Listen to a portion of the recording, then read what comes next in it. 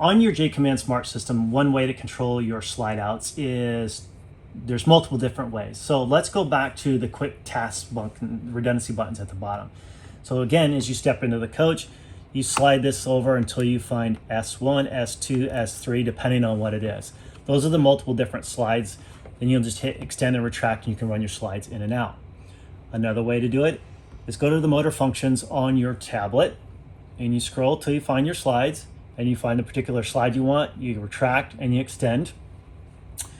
One other way to do it is to go have your device on your phone or your tablet outside, go to your motors, swipe to unlock, and then you scroll till you find your slides, and then you'll be able to run those slides in and out while walking around the unit. And that's a good function and feature to see, because if you are parked a little close to something and you didn't realize, you can actually physically watch the slide go out and control it while you are moving it. Or if something got up underneath the coach that you didn't realize and you were bringing it in, you can physically see to make sure there's no obstructions on the unit as you go.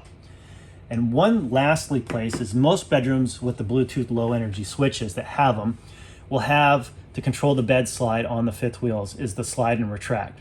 You can extend them in and out. That's just another safety feature that we put on, that you can be physically standing and watching the bedroom to make sure that you didn't leave something out, a door or a drawer or something, that make sure that everything runs properly. So multiple different ways to run your slides in and out on the JAYCOMMAND smart system with the Pro tablet.